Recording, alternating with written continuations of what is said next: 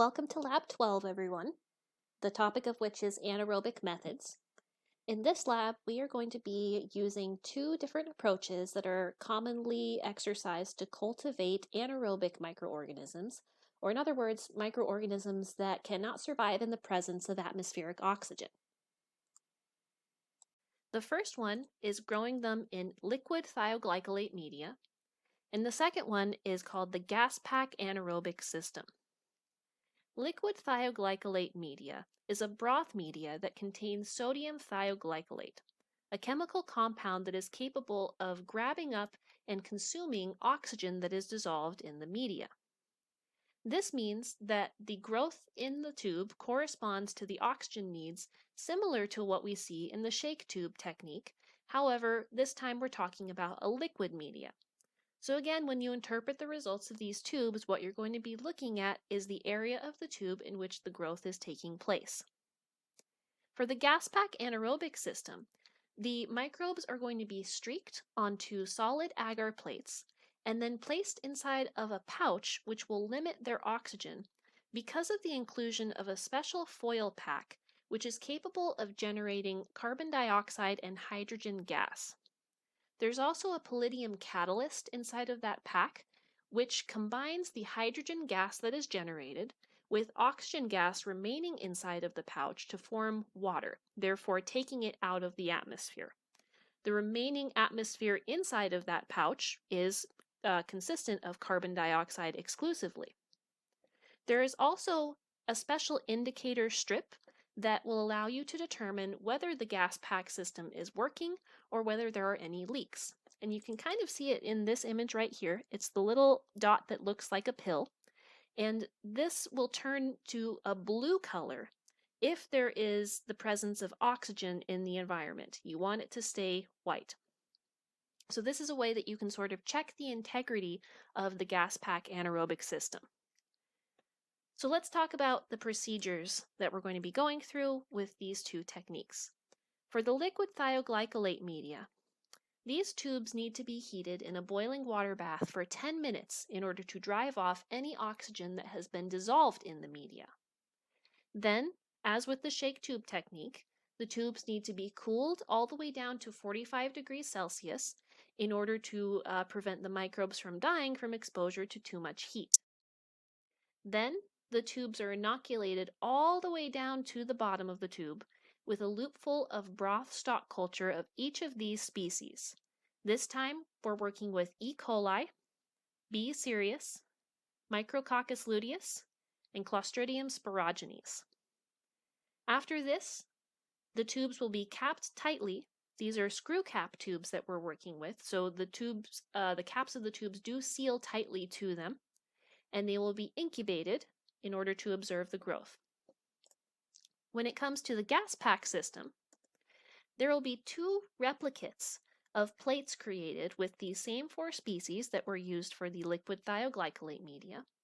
One set of plates is going to be placed in the gas pack system, and the other set of plates is going to remain exposed to atmospheric oxygen. And so we will have one set of E. coli, B. cereus, M. luteus, and C. sporogenes that has been grown in the absence of oxygen, and another set that has been grown in the presence of oxygen. And in the results, what we're looking for is whether the organisms grow in both environments, and if so, how strongly. So let's take a look at what these techniques look like in the lab.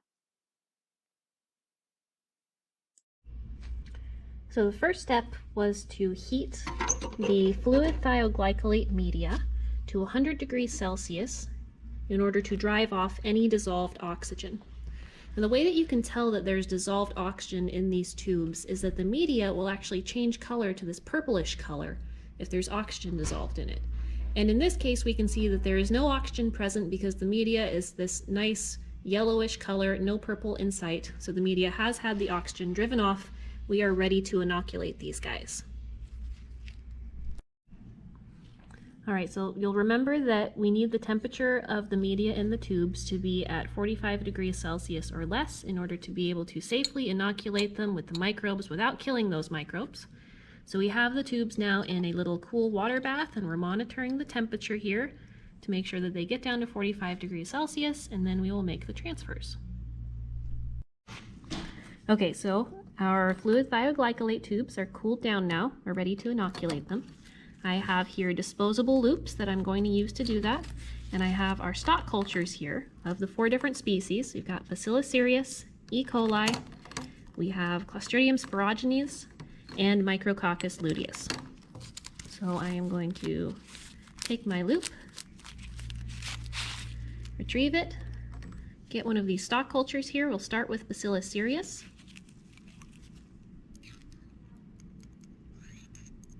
Retrieve our inoculum.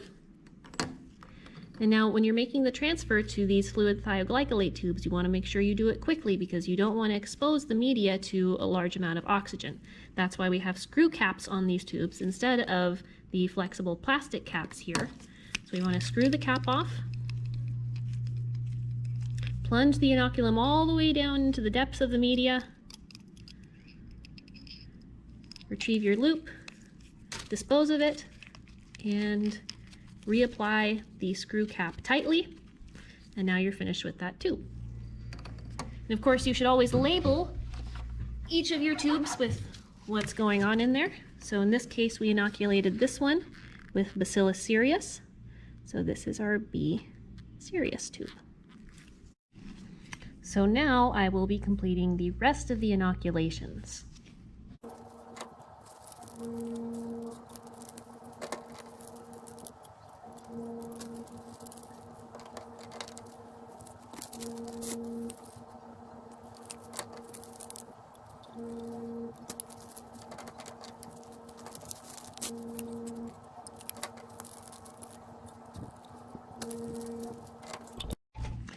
Now for this other part of the lab, we are going to take the same 4 species and we are going to plate them in duplicate across these 4 plates. I'm going to be dividing each of the plates in half down the middle and inoculating 1 species on 1/2 of the plate.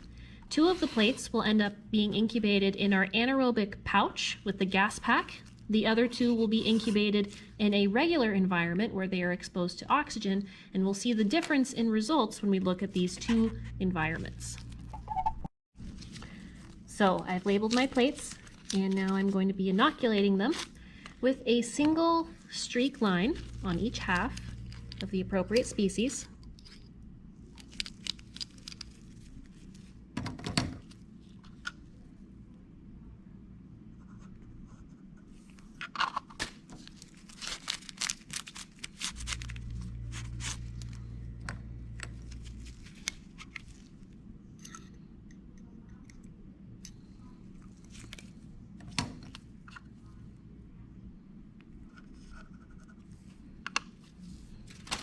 And we'll be repeating that process for the other 3 plates. So now I have these plates inoculated in duplicate. We have identical sets, one here and one here.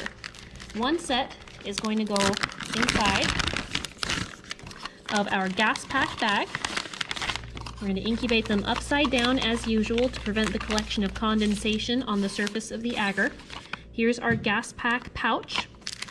And here is the foil pack that contains the catalyst, which is going to allow us to create an anaerobic environment.